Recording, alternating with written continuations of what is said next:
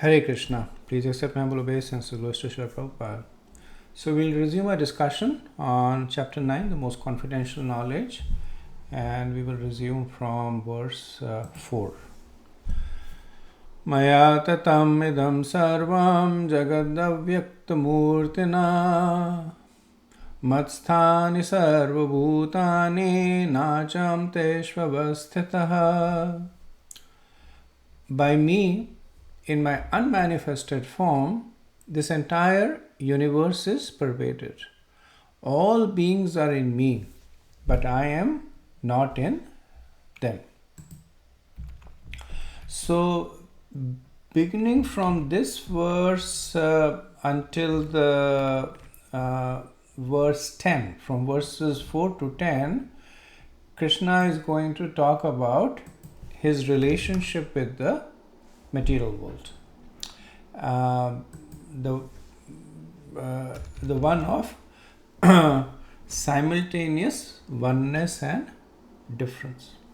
So this is a critical part of the chapter. It's also one of the more difficult aspects of Krishna's relationship with the material world to understand. And Krishna presents it as a way for one to foster bhakti.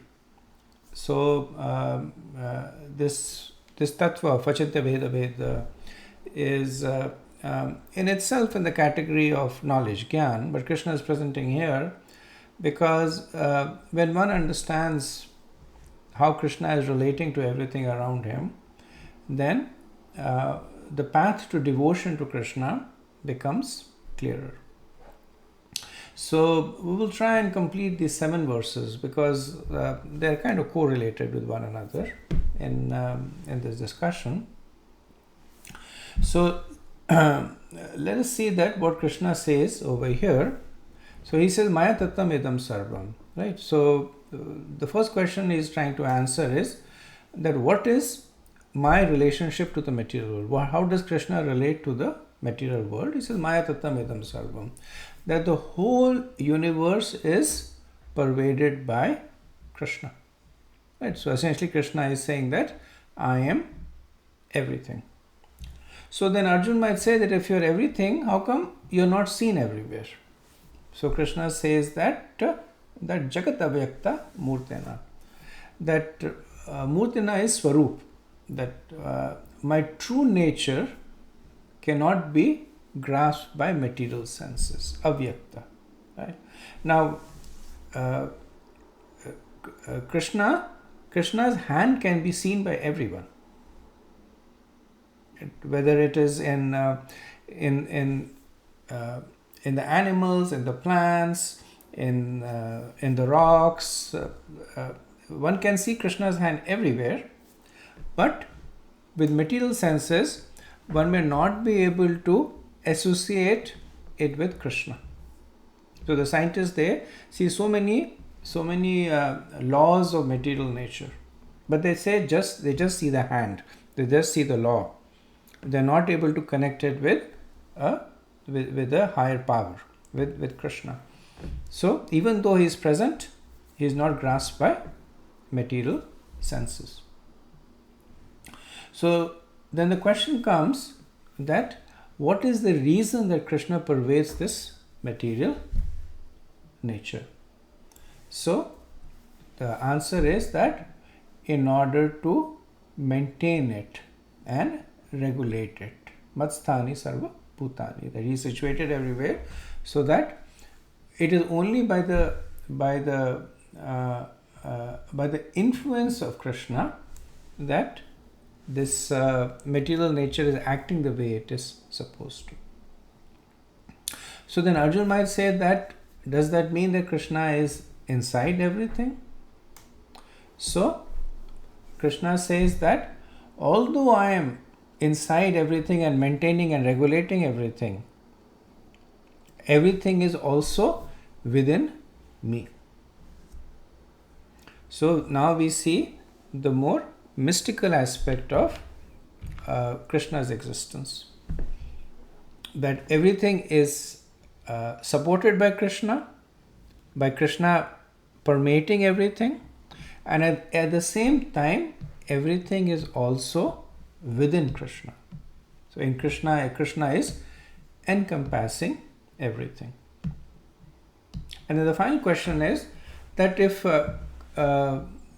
Krishna is so intimately connected with material nature, that he is within everything and everything is within him, what happens when the material nature goes away? Does Krishna cease to exist? Is Krishna's existence dependent on the material nature or even the jivas? So Krishna makes this point that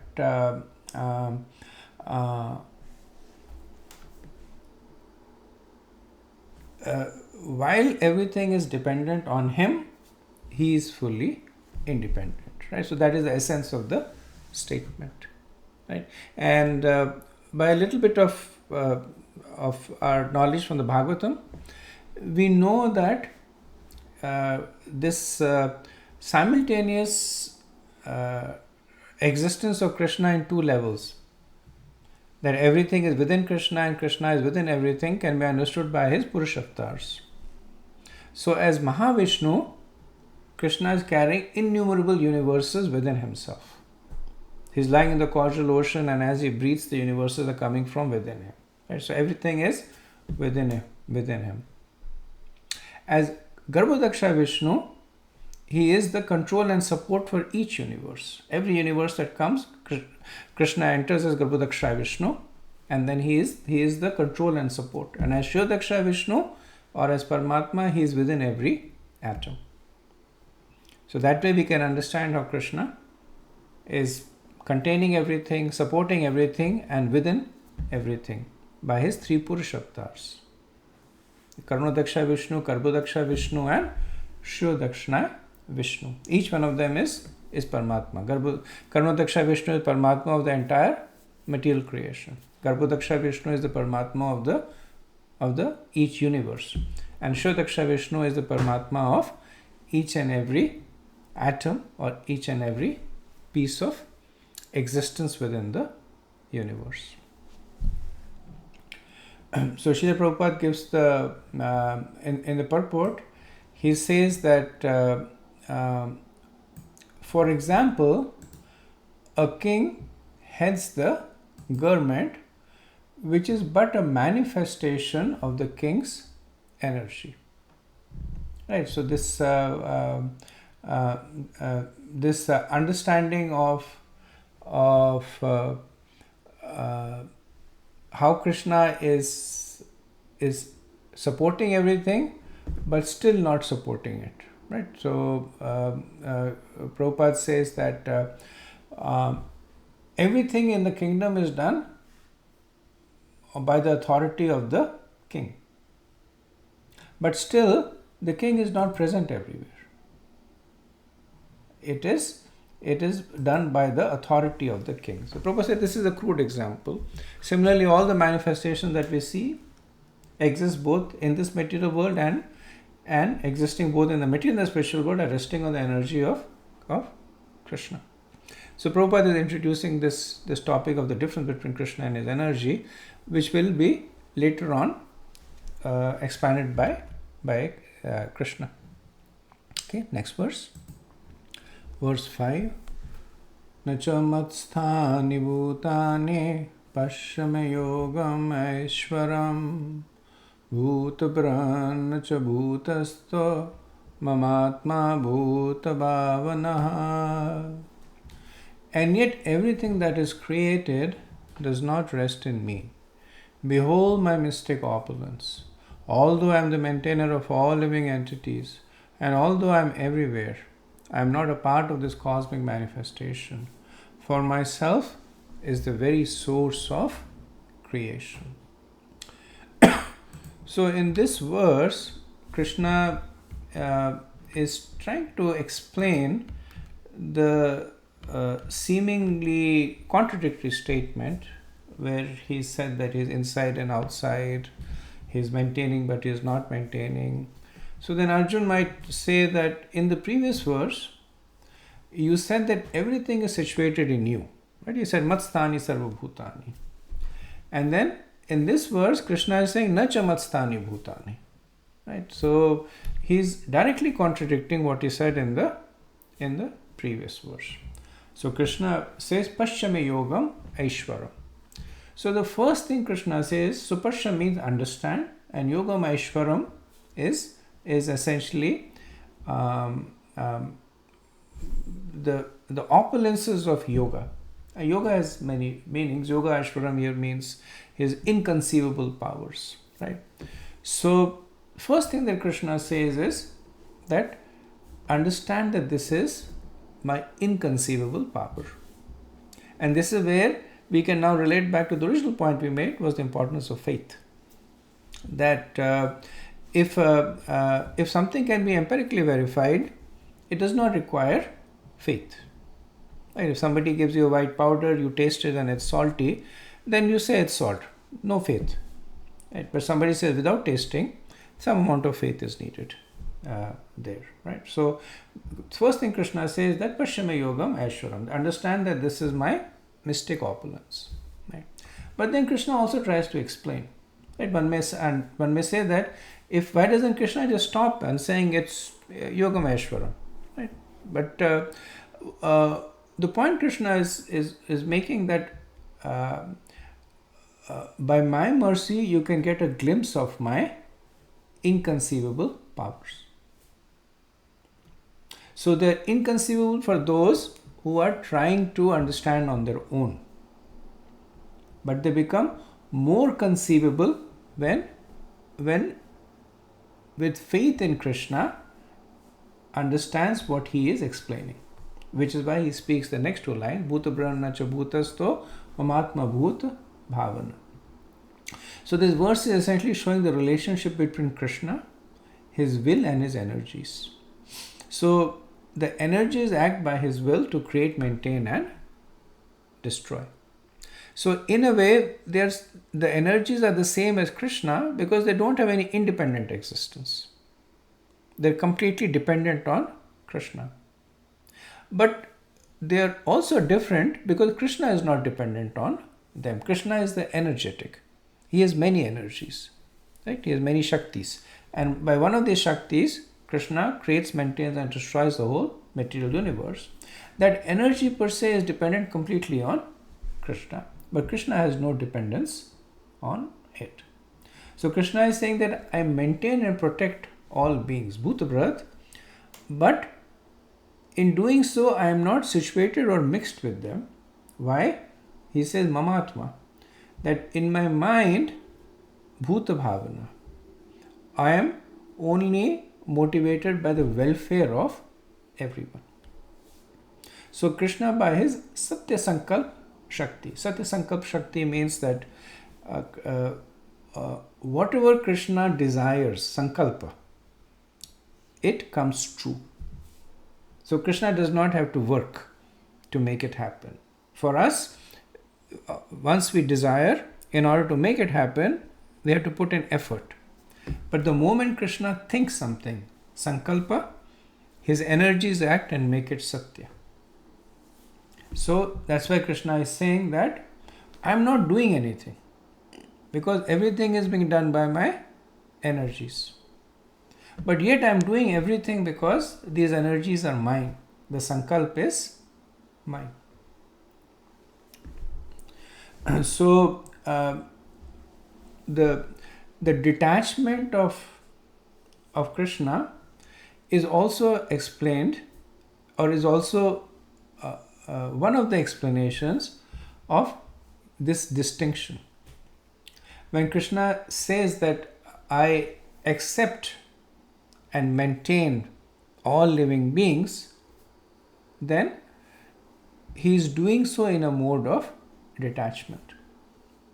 So unlike the jiva, when the jiva takes on a material body, then the jiva maintains the material body. But the reason he identifies with the material body is because he's attached to it.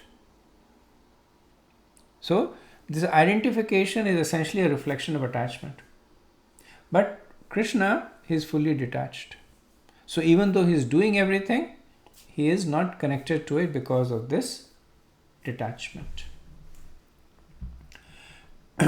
So Srila Prabhupada writes in the purport that the Lord explains this fact, although He is the maintainer and sustainer of the entire material manifestation, He does not touch this material manifestation. Simply by His supreme will, everything is created, everything is sustained, everything is maintained, and everything is annihilated. There is no difference between His mind and Himself, as there is a difference between ourselves and our present material mind, because He is absolute spirit. Okay, let's go to the next verse. Verse 6. Yata kasha sthito nityam vayu sarvatra goman tatha sarvani bhutani madsthanittyupadharaya. Understand that as the mighty wind blowing everywhere rests always in the sky, all created beings rest in me. So this is a key verse that explains the concept of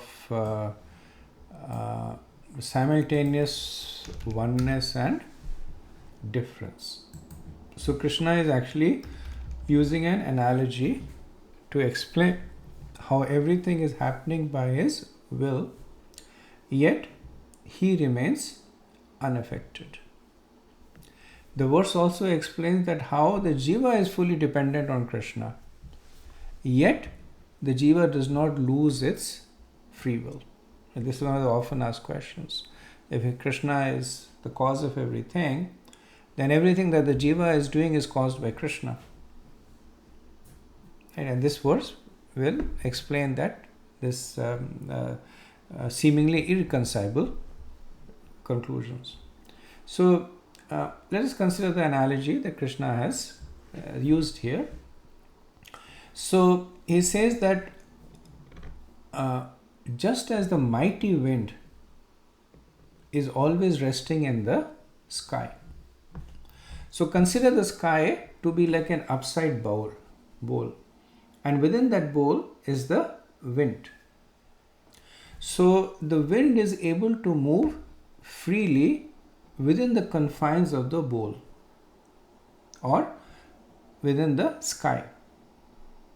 So the sky is restricting the movement of the wind. But as long as the wind is within the confines of the sky, it is free to move as it wants. At that point, the sky does not have any influence on the wind. Now, the sky is detached from the wind because it does not create the movement of the wind, nor is it impacted by the movement of the wind. And similarly, the wind is detached from the bowl because as long as the wind is within the sky, it is free to move as it pleases. Right? So this analogy, simple analogy but very powerful, it is essentially now painting a picture. Think of a bowl, think of the wind within it, the wind moving within the bowl, and that is like the sky and the air. Right? The bowl is limiting the wind, the sky limits the movement of the air. But within the sky, the air is free to move as it wants. So what does the analogy tell us? That just like the wind is completely contained in the sky, all the creations are fully dependent on Krishna. But just like the sky is not predicated on the wind, Krishna is not dependent on the creations. Right? So first understanding that we have, I'll repeat it, that just like the sky constricts the perimeter, the movement of the wind, Krishna is the cause of all creations. But the creations in themselves have their free will. and they move as they desire. Krishna has nothing to do with it. Krishna is fully detached. The second point is that we do see that the sky is restricting the wind. So while within the sky the wind can blow as they want, but it cannot blow outside the confines of the sky. Similarly, Krishna limits the activities of the conditioned soul by the laws of the material nature. But he is not the cause of, nor is he affected by the specific activities executed by the conditioned soul. So what is the cause of these activities? The free will of the soul conditioned by the modes of material nature. And who is awarding the results? The law of karma. Right, so now we understand this two-way, simultaneous dependence and independence. Krishna is the cause of everything, but he is not the cause because he is completely detached. Everything is dependent on Krishna, but because Krishna also bestows free will, the jiva is responsible for their own action. And while the jiva is responsible for their own action, the action is nevertheless limited by the laws of the material world established by Krishna. So while Krishna is Sarva Karan Karanam, he is the cause of all causes, because he is fully detached, he is factually not the cause of creation or action. We see Krishna saying something similar in the 4th chapter when he says Chaturvarnya Maya Sreshta Guna Karma Vibhagasha. He said this 4 division in the society based on the guna and karma has been done by me. Tasya kartaram apimam. Right? All this has been done by me. Then he says Vidya kartaram avyayam. That, but at the same time I'm the non-doer. So the 4 divisions of the society are created by Krishna, but the jivas use their free will to occupy these 4 divisions. Krishna does not force anybody to become a Brahman, Kshatriya, Vaishya or Shudra. Right? So when somebody says that I am a Shudra, Krishna did not make the person a Shudra. The person, because of his own free will, performed activities that made him a Shudra. But the system was set by Krishna. And Krishna says, I'm detached because he does not get happy when somebody becomes a Brahman or unhappy when somebody becomes a Shudra. He is always indifferent to it. Now a related point is the Acharyas say that if this relationship is achintya, then why is Krishna bothering to explain it? Does that not impinge on the achintya aspect of this relationship? And there are 4 points made in that context. That yes, it is inconceivable, but one can begin to conceive it through the eyes of the scriptures. That's one. Second is one can understand through upman praman, which is through analogies and explanations. Like we see Krishna using an analogy over here of the wind moving in the sky. Now, an important thing to understand for analogies is that they are simply parallels to explain a fact that may be difficult to understand, but in themselves the analogies do not contain any spiritual truths. So when Krishna says that when he's using the sky and the wind, then one might say that Krishna is considering himself to be the sky and the jivas to be the wind. So Krishna's the sky is an expansion of Krishna, the wind is expansion of jiva.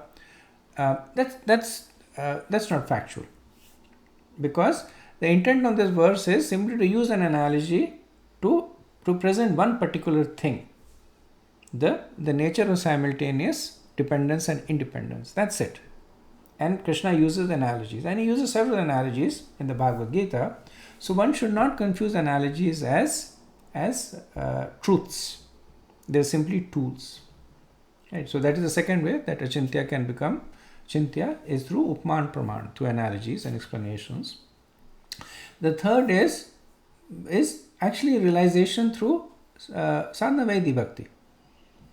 That as one performs devotional service, then one's intelligence becomes finer, more subtle, and they're able to grasp more subtle thing. And the fourth, which is the most important, is Krishna's descending mercy. That the jiva in itself can never understand these concepts. But when Krishna's mercy descends, then the jiva is empowered. So in the next chapter, in the Chaturshloki, Krishna, when Krishna says that to show them special mercy, I dwelling in their heart, destroy with shining lamp the knowledge of darkness. The Krishna becomes he says, I am the main factor that dispels the darkness of ignorance. Right? So that is why Krishna is presenting that which is inconceivable, so that either through Chakshu Shastra, through Upman Praman, through Vaidhi Bhakti, or through descending mercy, one will be able to understand it. And the reason Krishna wants us to understand it is because it will nourish our bhakti. Okay, so let's go on to the next verse. Verse 7. Sarva bhutani kaunteya prakritim yanti mamekam kalpakshaya punastane kalpadau vishrajamyaham.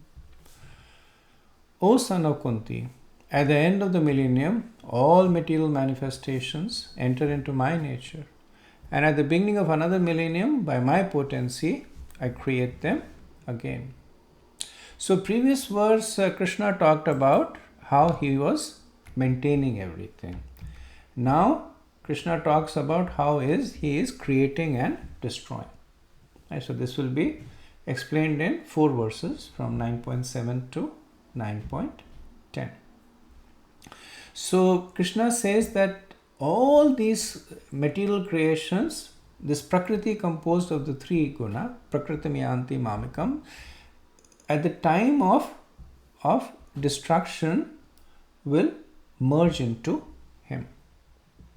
And Kalpakshaya, and again at the time of creation, then all of this will be Visheshena Srijamyaham. Right? Then he will again create. So this way Krishna is now presenting himself as the 3 aspects of the universe: the maintenance, creation and destruction. So generally it is considered that Lord Brahma is the creator, Lord Vishnu is the maintainer, and Lord Shiva is the destroyer.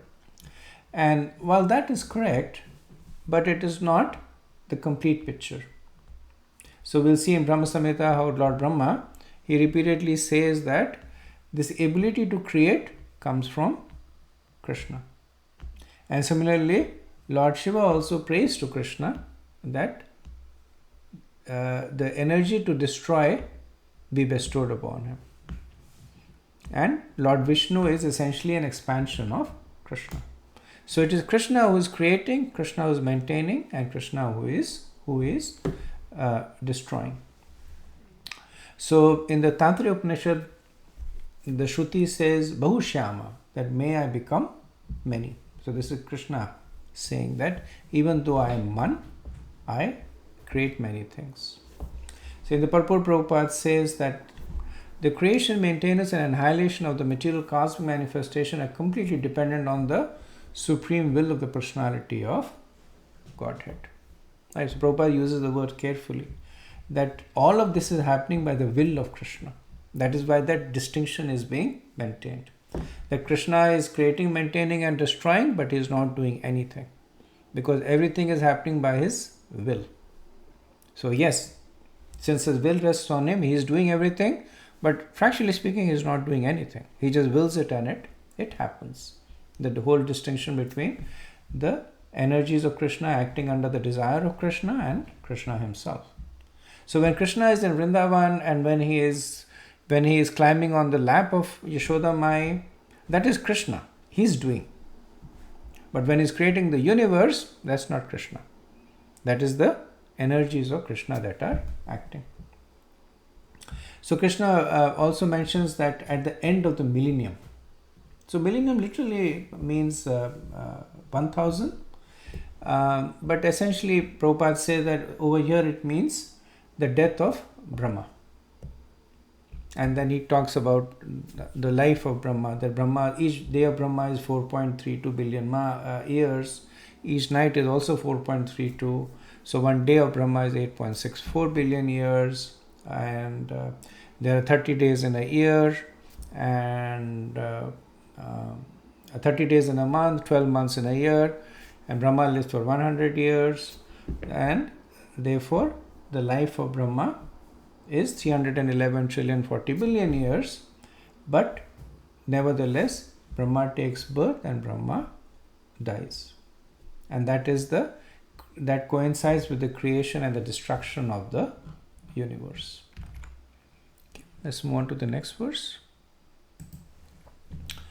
Verse 8. Prakritim swam avasthabhya vishrajami punaha punaha bhutagramamimam kritashnam avasham prakritir vasha. The whole cosmic order is under me. Under my will, it is automatically manifested again and again. And under my will, it is annihilated at the end.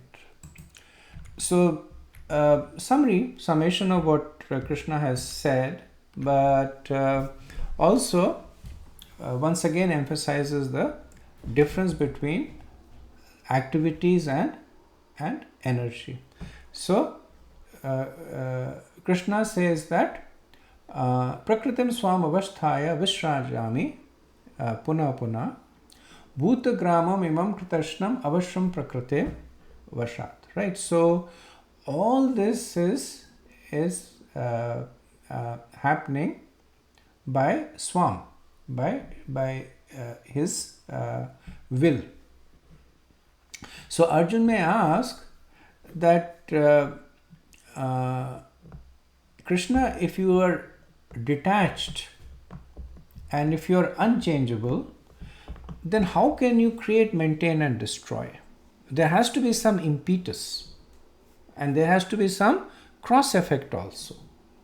When a person creates something, then the person feels pleasure. So that means the disposition of the person is changing. And then the person becomes attached to the creation. So when that creation is destroyed, then the person feels grief. That's the typical relationship between the creator and the created. So Arjuna is saying that at one point you are saying that you're creating, maintaining and destroying, and the other point you're saying that you're detached and unchangeable. So this verse answers that question, that everything is happening by my will. Krishna says, by my Ichha Shakti. Everything is happening by my energies. I am not personally involved in any of the activities, which means that I am not affected by it.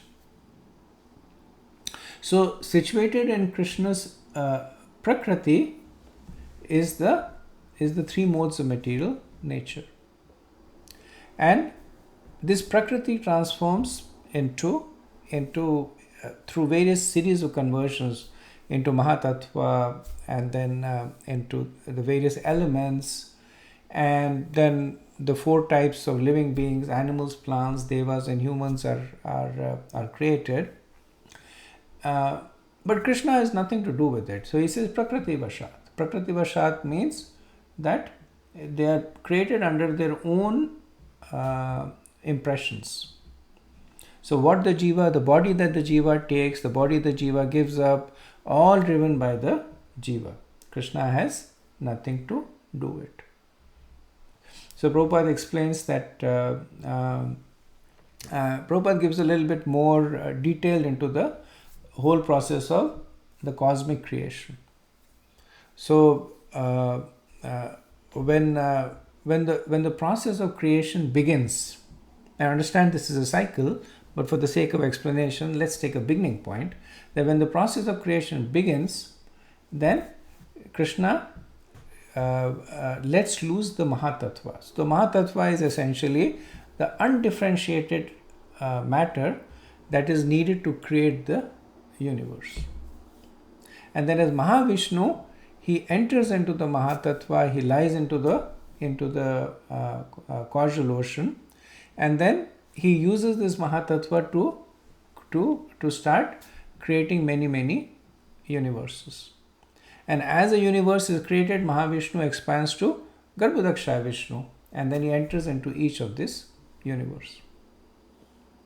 And when the universe is populated by matter and jiva, then he further expands himself into Shivadakshaya Vishnu, and he enters into everything. Right. So Prabhupada says that as far as the living entities are concerned, they are impregnated into this material nature, and as a result of their past deeds, they take different positions. Right. So while the jivas, they also enter into this universe in different forms. Some of them as demigods, some of them as asuras, some of them as plants and animals. But it is not Krishna who's giving them this form. That all this is being taken up by the free will of the jiva. Prabhupada says the state of being in their past life, in the past creation, is simply manifested again. So this is where the cyclicity comes in. That when the universe is destroyed, then the jivas are taken back into the body of Mahavishnu with all their karma and desires. And based on that, when the universe is created again, then the jivas, again based on the karma and desires at the end of the previous destruction, they take on various bodies. Right? So all this is happening, even though Krishna is orchestrating everything, he has nothing to do with it. So he is completely detached from it all. Next verse. Verse 9. Nacha mam tani karmani nibaddhananti dhananjaya udasin vadasinam asaktam teshu karmashu.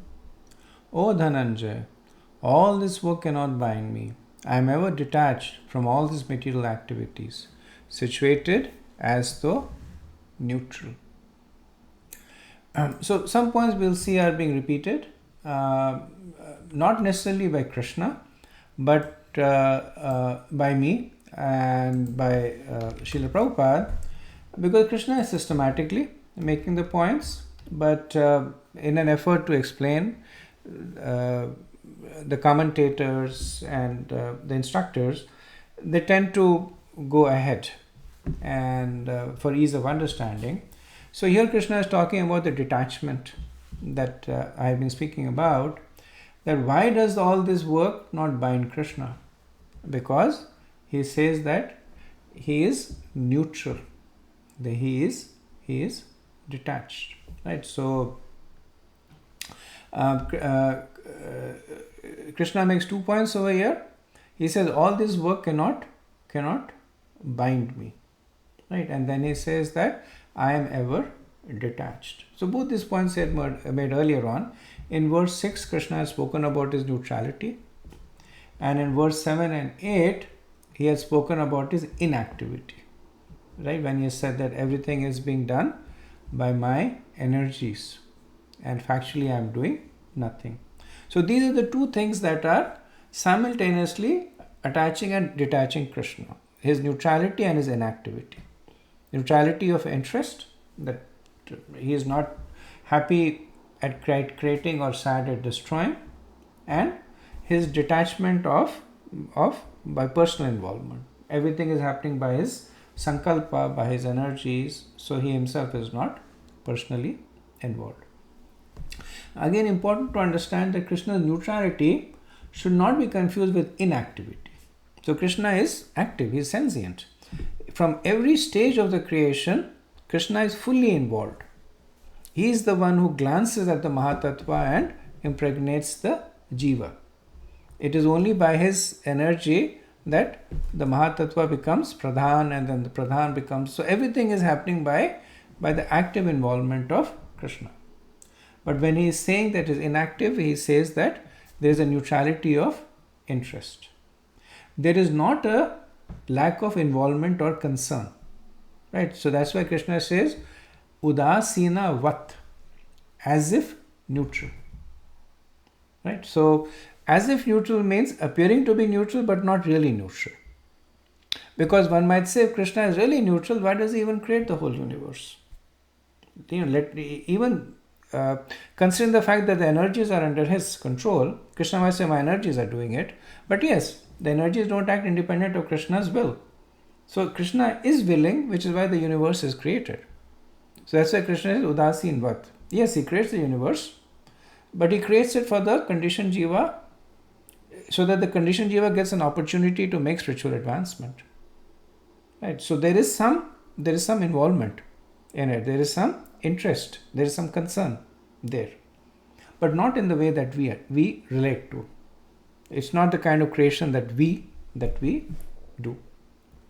Later on, we'll see that Krishna will also say that even this neutrality that he speaks about here gets compromised in the case of devotees.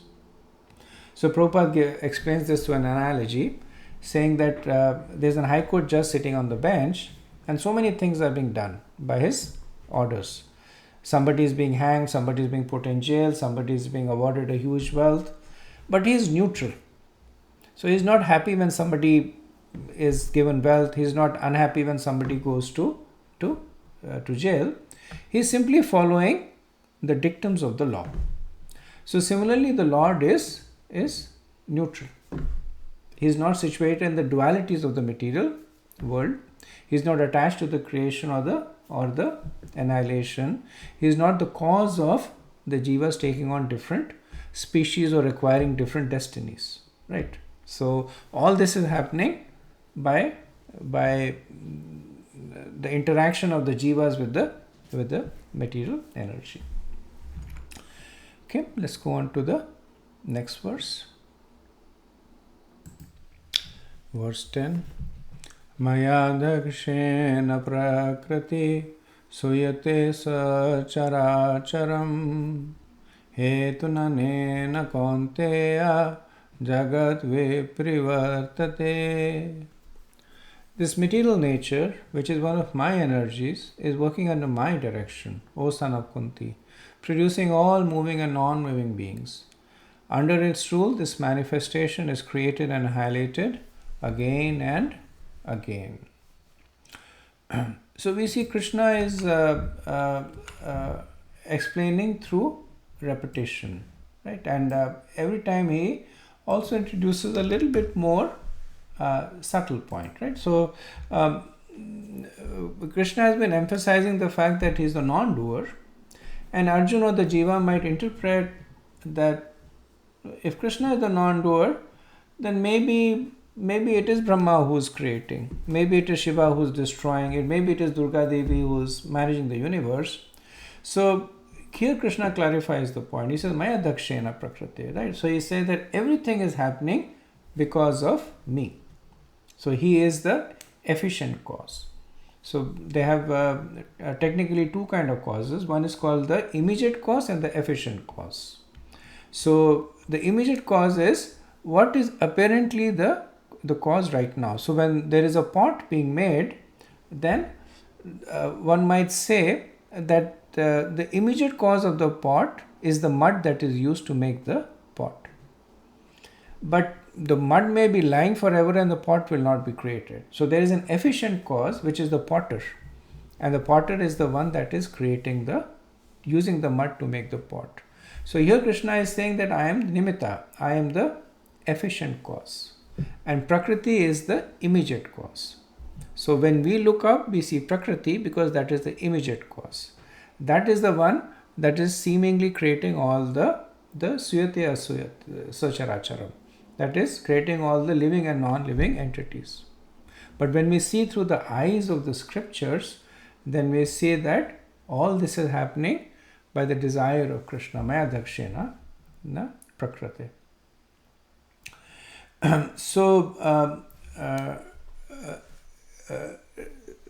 This is the last verse of the Chinta Bheda Ved Tattva. So we'll summarize that we see that Krishna has simultaneously shown his attachment and detachment.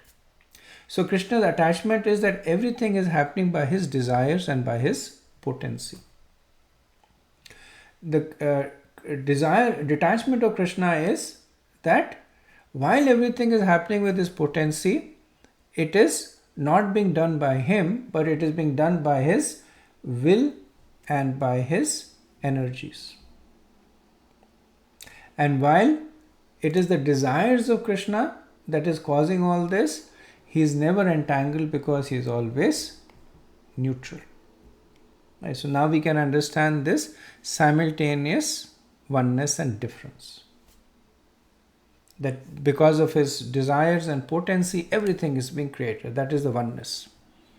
But yet, he's neutral, he's not changing. And he's personally not doing anything. That is difference. So we see two kinds of detachment over here. One is through will and execution.